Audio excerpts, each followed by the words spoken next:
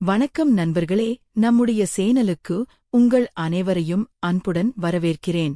கதையை தொடங்குவதற்கு முன் மறக்காமல் சப்ஸ்கிரைப் செய்து உங்கள் ஆதரவை தாருங்கள். இதோ ஒரு சுவாரஸ்யமான புதிய கதை உங்களுக்காக. வாழ்க்கையில் எதிர்பாராத தருணங்கள் நம்மை கொலைய செய்வதுண்டு. என் கணவர் ரவி இறந்து சில நாட்களே ஆகியிருந்தது. அந்த பெரிய வீட்டில் தனிமை என்பது பேயாக வந்து என்னை அச்சுறுத்தியது. என்னுடன் தங்கியிருந்த என் கணவரின் தம்பி கவின் வெறும் வயது சிறுவன். அவனை நான் என் தம்பியாகவே பார்த்தேன். அவனும் என்னை அண்ணி அம்மா என்றுதான் அழைப்பான். தனிமையில் தூங்க பயந்து கவினை என் அறையில் வந்து படுத்துக்கொள்ள சொன்னேன். அது குளிர்காலம், கம்பளி போர்வையின் கதகதப்பில். அவன் என் அருகில் தூங்கும்போது எனக்கு ஏதோ ஒரு பாதுகாப்பற்ற உணர்வு இருந்தது. ஆனால் என்னை தவிர அந்த வீட்டில் வேறு யாரும் இல்லை. மாமனார் மாமியார் என யாரும் இல்லாத அந்த வீட்டில் கவின் மட்டுமே என் ஒரே துணையாக இருந்தான். வயது சிறுவன் என்றாலும் கவின் பார்ப்பதற்கு நல்ல வளர்ந்த இளைஞனை போல இருப்பான். ஒருநாள் இரவு என்னுள் இருந்த ஏதோ ஒரு குழப்பம் அல்லது அந்த தனிமையின் அழுத்தம் என்னை அவனை சோதிக்கத் தூண்டியது. என்ன செய்கிறோம் என்று தெரியாமல் அவனை மெதுவாக தட்டி எழுப்ப முயன்றேன். அவன் ஆழ்ந்த உறக்கத்தில் இருந்தான். இருட்டில் என் கை அவனை தொட்ட அந்த ஒரு நொடி என் கண்கள் வியப்பில் விரிந்தன. என் கணவன் இறந்து 5 நாட்கள் கூட ஆகவில்லை. இப்போது என் அருகில் இருப்பவன் அந்த சிறுவனா? அல்லது அன்று இரவு அந்த வீட்டின் மோனம் எனக்கும் அந்த சிறுவனுக்கும் இடையில் இருந்த எல்லையை ஏதோ ஒரு விசித்திரமான திசையை நோக்கி நகர்த்தியது. எனக்கு புரியாத மர்மம் ஒன்று அந்த அறையிலேயே நிலை கொண்டிருந்தது. என் தாயின் எச்சரிக்கை வார்த்தைகள் என் காதுகளில் இப்போதும் எதிரொலித்தன. கவின் உனக்கு தம்பி மட்டும்தான். ஆனால் காலம் மாறும்போது அவனுக்கும் உனக்கும் இடையே ஒரு மறைவு அவசியம் என்று அம்மா அடிக்கடி சொல்வார். அன்று அதை நான் ஒரு பொருட்டாகவே நினைக்கவில்லை. ஆனால் இன்று என் கணவர் ரவியின் மறைவுக்குப் பின் என் முன் நிற்கும் இந்த வயது கவின் எனக்கு ஏதோ ஒரு அந்நியனை போல தெரிந்தான். இரவு 1 மணி கதவைத் தட்டியது கவின். அவன் கையில் ஹோட்டல் பொட்டலாம். அவன் கண்களில் தெரிந்த அந்த பரிதாபம் வெறும் பாசமா அல்லது ஏதோ ஒரு மறைமுகமான திட்டமா? அண்ணி, நீங்கள் சாப்பிடாமல் இருந்தால் என்னால் தாங்க முடியாது. என் அண்ணனே, பற கொடுத்துவிட்டேன். உங்களையும் நான் இழக்க விரும்பவில்லை என்று அவன் சொன்னபோது அவன் குரலில் இருந்த முதிர்ச்சி என்னை மிரட்டியது.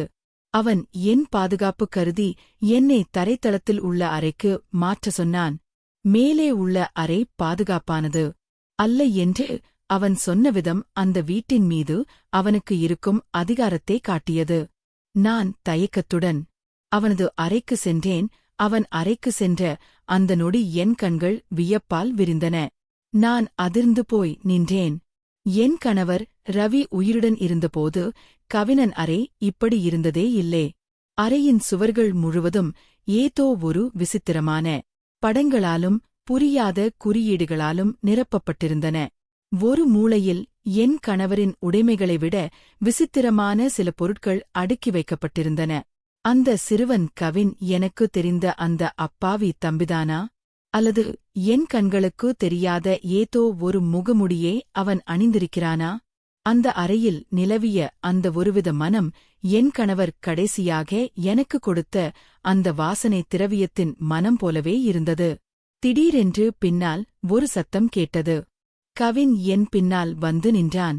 அவன் கண்கள் வழக்கத்திற்கு மாறாக தீச்சணியமாக ஜொலித்தன. என்ன அண்ணி, என் அறையை பார்த்து ஆச்சரியப்படுகிறீர்களா? அவன் குரலில் இருந்த அந்த விசித்திரமான நடுக்கம் என் முதுகு தண்டில் ஒரு பயத்தை ஊறுவசைத்தது. என் கணவர் இறந்து 5 நாட்களே ஆகிறது.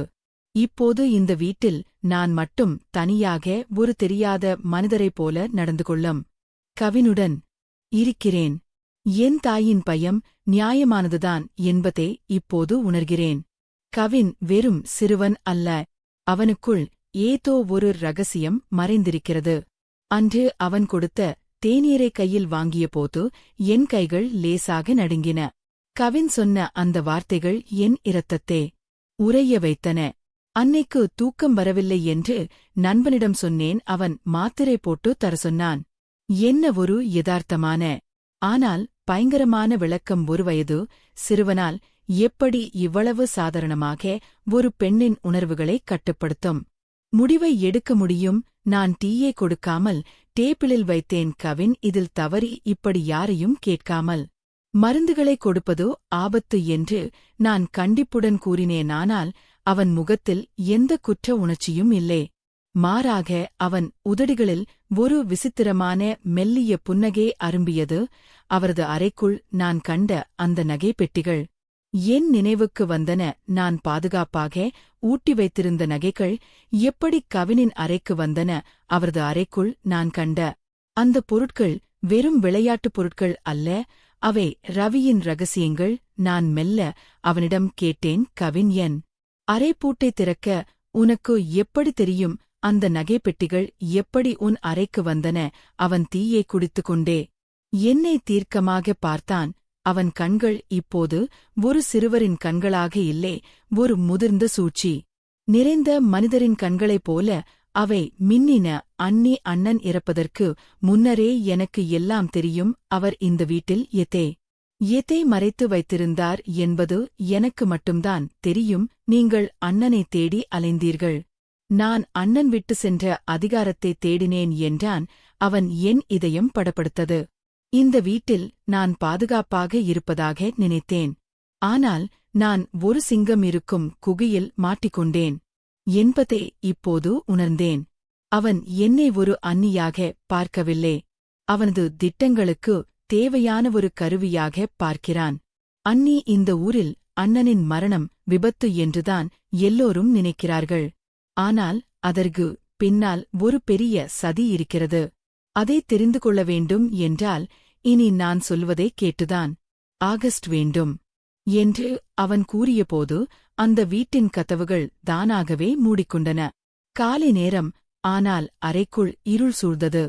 கவின் மெல்ல எழுந்து என் அருகில் வந்தான். இனி நீங்கள் இந்த வீட்டை விட்டு வெளியே போக முடியாது. அண்ணி அண்ணன் எப்படி போனாரோ அதே மர்மம் உங்களை சுற்றிலும் வலை பின்னத் தொடங்கிவிட்டது. என் உடல் நடுங்கியது. அவன் வைத்திருக்கும் அந்த தேநீர் கோப்பையில் என்ன கலந்திருக்கிறான் என்பது இப்போது எனக்கு தெரியும். மீண்டும் மயக்கம் என் கண்களை சூழ்ந்தது. நான் விழுந்தால் என்னை யாராலும் காப்பாற்ற முடியாது. அவன் தேநீரை என் கண் முன்னே பருகியதும் அவன் மீது எனக்கு இருந்த சந்தேகம் சிறிது தணிந்தது. ஒருவேளை நான் தவறாக புரிந்து கொண்டேனோ?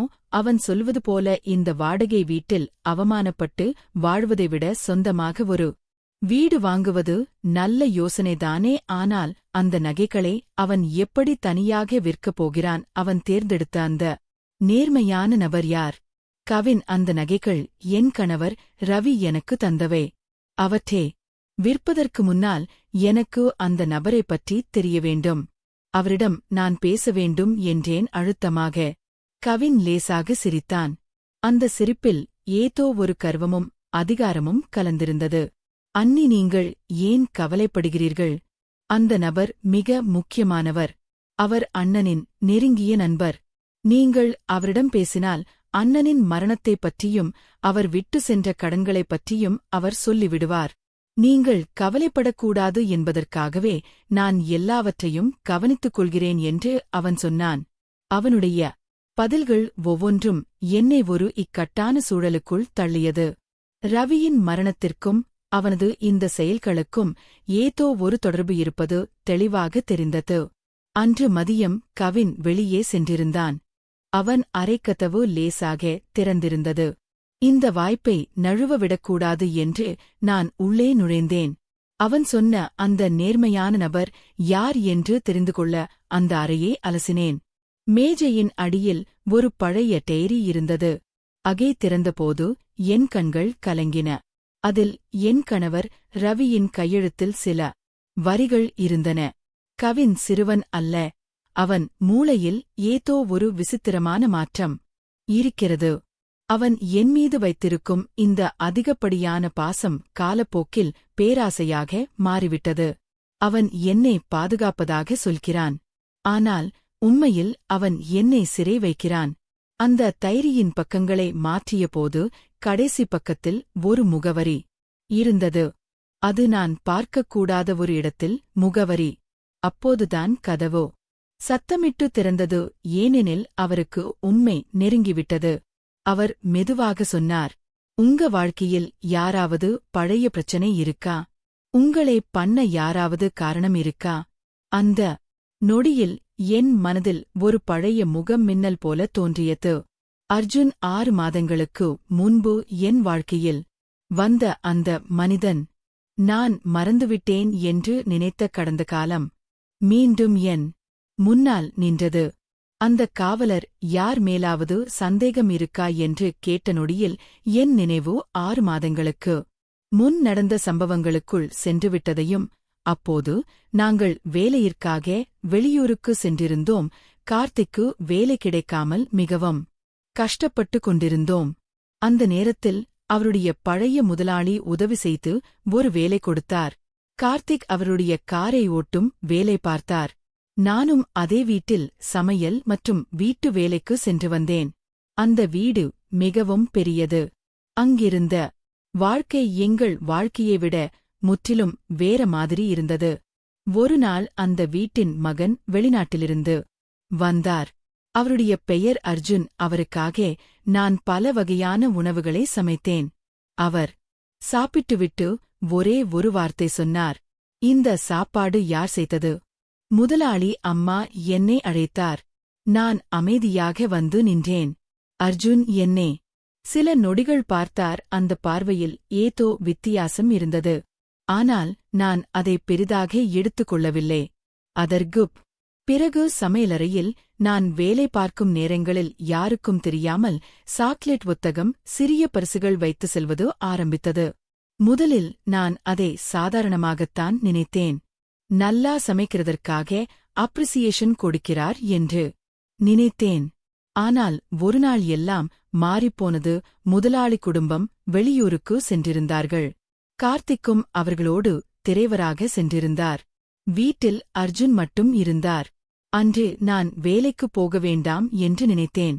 ஆனால் வாட்ச்மேன் வந்து சொன்னார், அர்ஜுன் சார் கூப்பிடுறாங்க. எனக்கு ஏதோ தயக்கம் இருந்தது. ஆனால் நான் சென்றேன். அந்த முடிவு என் வாழ்க்கையின் மிகப்பெரிய தவறாக மாறப்போகிறது என்று அப்போது எனக்கு தெரியவில்லை. அந்த உயிரை படித்த கவின் என் அருகில் வந்து நின்றான்.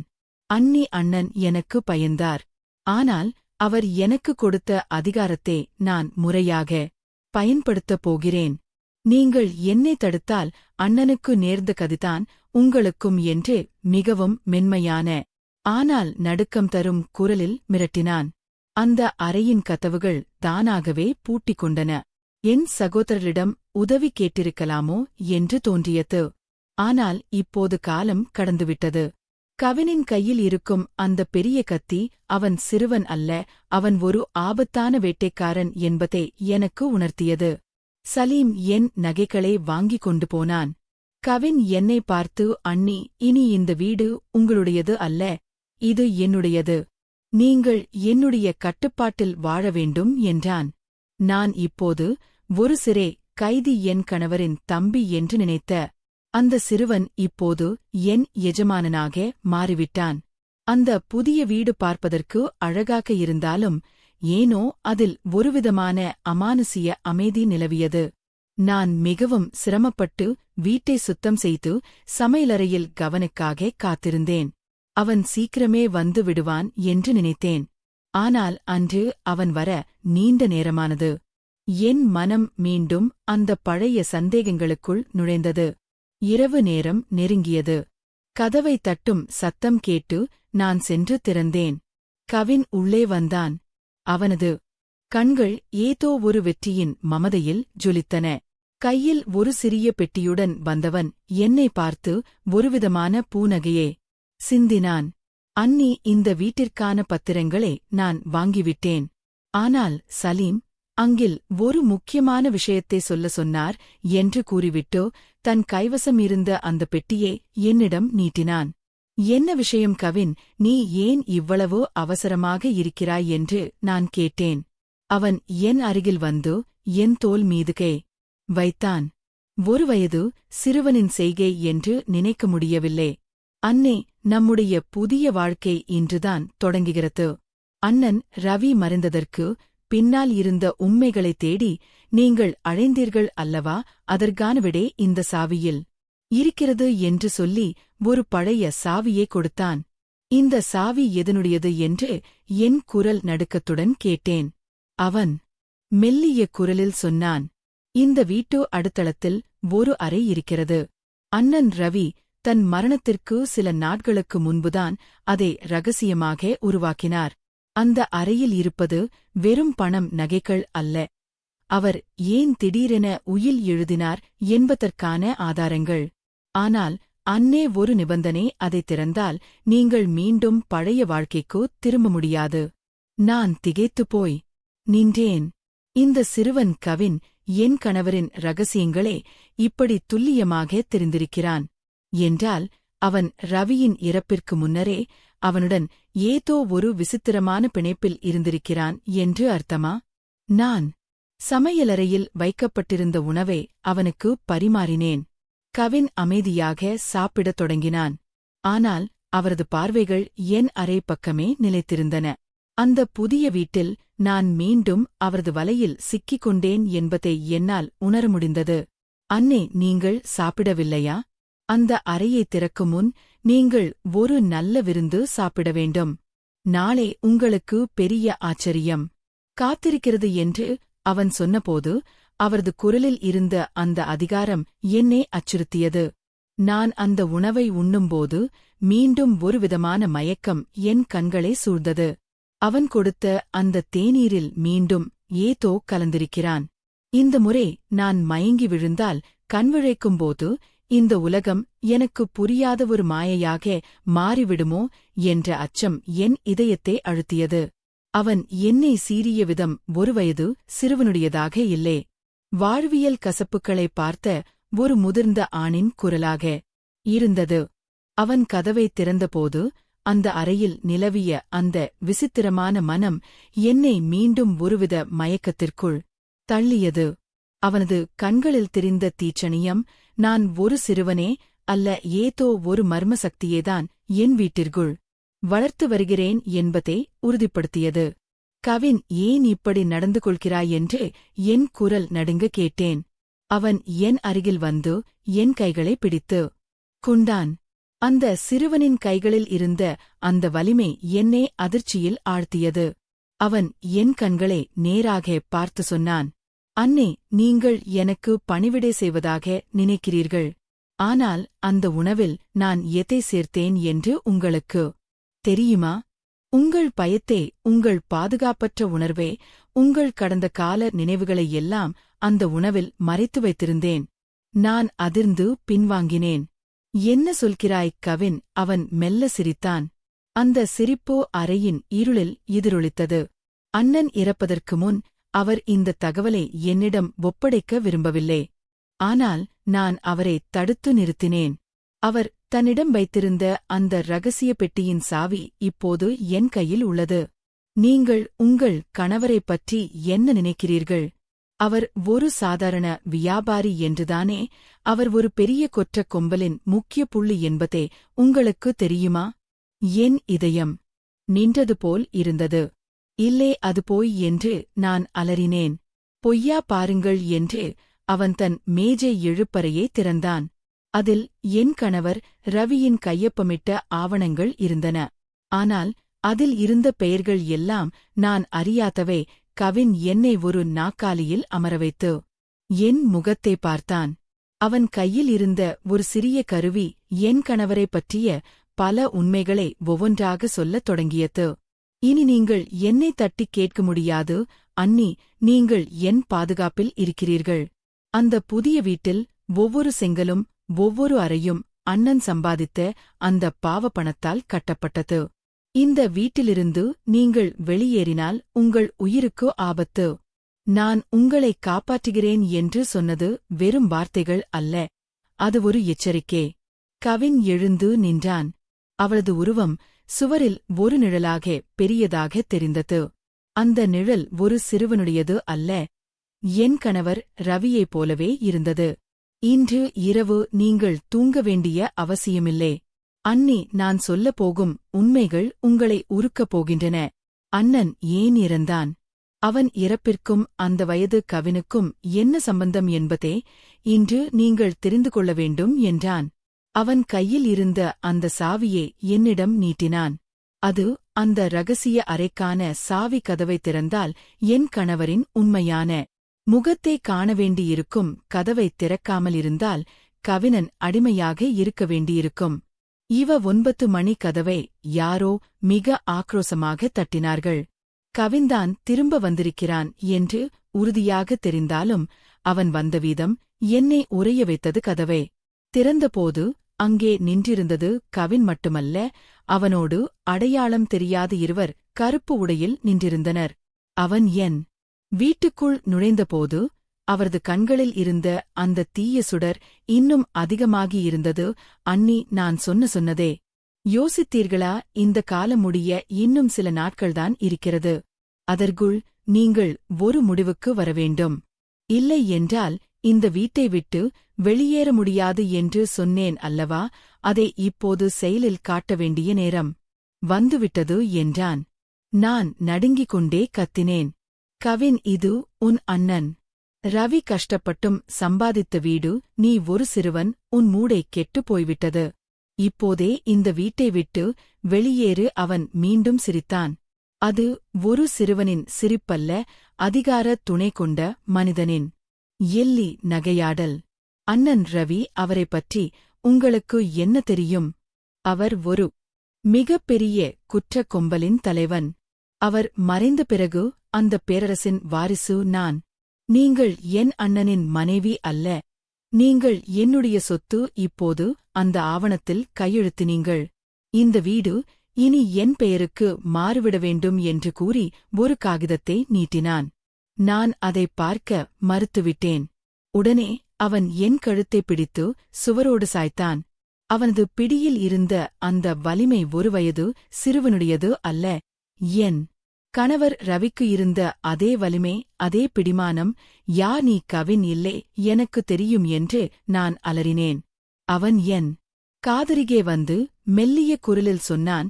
நான் யார் என்பது உங்களுக்கு தெரிய வேண்டிய அவசியமில்லை. ஆனால் ரவி ஏன் இறந்தான் என்று கேட்டீர்களே, அந்த உண்மையே சொல்லட்டுமா? ரவி என்னை அழைக்க நினைத்தான். ஆனால் நான் அவனை விட வலிமையானவன். அவன் உடலுக்குள் இருந்த அந்த தீய சக்தியின் ஒரு பகுதி இப்போது என்னிடம் தான் இருக்கிறது. இது முடிந்தவுடன் நம் திருமணம் நடக்கும். இல்லையென்றால் அடுத்த பலி நீங்கள்தான். அவனோடு வந்திருந்த அந்த இருவர் வீட்டின் எல்லா பக்கங்களிலும் கருப்பு துணைகளைக் கொண்டு ஜன்னல்களை மறைக்கத் தொடங்கின. நான் இந்த வீட்டின் 4 சுவர்களுக்குள் முற்றிலுமாக சிறை வைக்கப்பட்டுவிட்டேன். கவின் இப்போது எனக்கு முன்னால் ஒரு அரக்கரை போல நின்றான். எனக்கு தப்பிக்க வழி தெரியவில்லை. இந்த காலம் முடிவதற்குள் நான் இந்த நரகத்திலிருந்து வெளிவர வேண்டும். கதவின் கூட்டைத் திறக்க முயன்றேன். ஆனால் கவின் சாவியே தன் கையில் வைத்திருந்தான். அந்த சாவி ரவியின் பழைய ரகசிய அறையின் சாவி. அதில் ஏதோ ஒரு விசித்திரமான மாயம் இருப்பதை அன்றுதான் உணர்ந்தேன். நான் மீண்டும் அந்த அறைக்குள் நுழைந்தால் அங்கே என் கணவரின் ஆன்மா அல்லது என்னை காப்பாற்றக்கூடிய ஏதோ ஒரு ஆதாரம் இருக்குமா? அல்லது கவினின் வலையில் நான் நிரந்தரமாக சிக்கிக் கொள்வேனா? வெளிப்புற கதவை நான் சாதியபோது அந்த ஆட்களின் வசைகளும் இகழ்ச்சியான சிரிப்புகளும் என் வீட்டு சுவர்களைத் துளைத்தன. இந்த உலகம் ஒரு பெண்ணை எந்த கண்ணோட்டத்தில் பார்க்கிறது என்பதை உணர்ந்தபோது என் இதயம் சுக்குநூறாக உடைந்தது. ஆனால் இந்த அவை பெயருக்குப் பின்னால் கவினின் சதி இருப்பதைக் கண்டு நான் நடுங்கினேன். அவன் என்னை முற்றிலுமாக தனிமைப்படுத்தி தன் கட்டுப்பாட்டில் கொண்டுவரத்தான் இந்த திட்டத்தை தீட்டியிருக்கிறான். திடீரென்று அறையின் உள்ளே இருந்து ஒரு மெல்லிய சிரிப்பு சத்தம் கேட்டது. அது கவினின் குரல். அவன் எப்போது வீட்டுக்குள் வந்தான்? அவன் எங்கே மறைந்திருந்தான்? நான் திடுக்கிட்டு திரும்பினேன். அவன் இருந்த மூலையில் நின்று கொண்டிருந்தான். அண்ணி, இப்போது புரிகிறதா? இந்த உலகம் உங்களை வாழவிடாது. அந்த ஆட்கள் சொன்னது போல இப்போது உங்களை ஆதரிக்கவும் உங்களுக்கு பாதுகாப்பு தரவும் இந்த உலகில் யாருமில்லை. நான் மட்டும்தான் உங்கள் நிழல். நான் மட்டும்தான் உங்கள் துணை என்றான் அவன். அவரது குரல் இப்போது மிகவும் மென்மையாக ஆனால் ஒரு அரக்கரின் உறுதி தன்மையோடு ஒலித்தது. நீதான் இதை செய்தாயில்லையா? அந்த ஆட்களை இங்கே வரவழைத்து என் நற்பெயரை கெடுத்தது நீதான் என்று நான் அவன் மீது பாய்ந்து செல்ல முயன்றேன். அவன் என் கைகளை பிடித்து அழுத்தினான். அவன் கைகள் இரும்பை போல குறுந்திருந்தன. ஆமாம், நான் தான் செய்தேன். நீங்கள் உங்கள் குடும்பத்தையோ உறவினரையோ தேடி சென்று விடக்கூடாது என்பதற்காகத்தான் இதை செய்தேன்.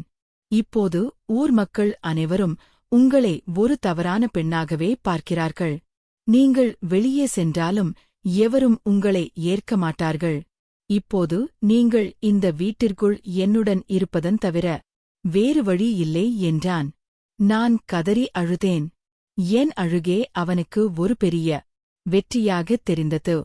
அவன் என்னை தரையோடு இழுத்து சென்று இரகசிய அறைக்கான சாவியை என் கையில் திணித்தான். இப்போது உள்ளே சென்று பாருங்கள். உங்கள் கணவர் ரவி எதற்காக துரித்தாரோ அது அங்கேதான் இருக்கிறது. அதை நீங்கள் பார்த்தால் மட்டுமே ஏன் நான் உங்களை இப்படி சிறை வைத்திருக்கிறேன் என்பது புரியும். நீங்கள் அந்த அறையை திறக்காவிட்டால் நாளை காலை அந்த ஆட்கள் மீண்டும் வந்து இந்த வீட்டை தீயிட்டுக் கொளுத்துவார்கள். இப்போது முடிவு உங்களுடையது என்று சொல்லிவிட்டு அவன் அறையை விட்டு வெளியேறினான். வீடு அமைதியானது, ஆனால் அந்த மோனம் மரணத்தை விட பயங்கரமாக இருந்தது. நான் அந்த இரகசிய அறையின் கதவின் முன் நின்றேன். என் கணவர் ரவியின் மர்மமான கடந்த காலம், என்னை பழிவாங்கும் ஒரு வயதில் சிறுவன் சிதைக்கப்பட்ட என் கன்னியம் அனைத்திற்கும் ஒரே விடை அந்த அறையில்தான் இருக்கிறது. கைகளை நடுங்கிக் கொண்டே அந்த சாவியை துளைக்குள் நுழைத்தேன்.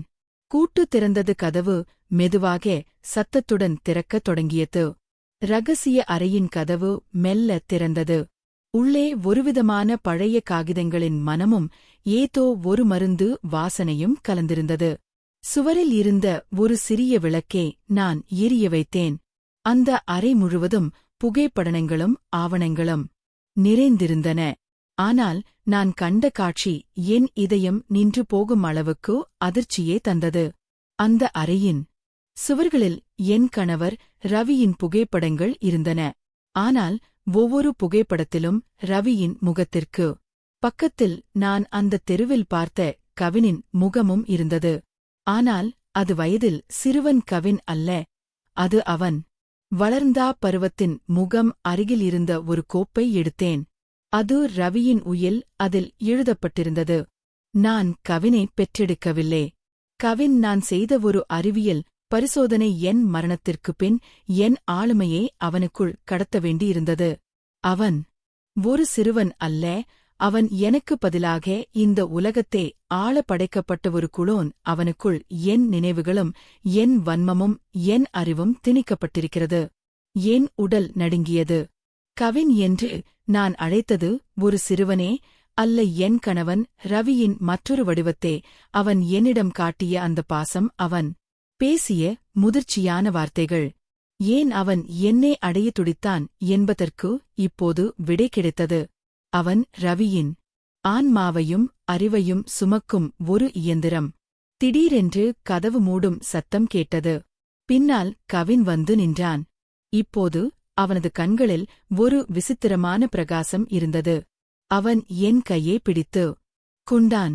இப்போது புரிகிறதா? ரவி இறந்துவிடவில்லை. அவன் என் வடிவில் மீண்டும் வந்திருக்கிறான்.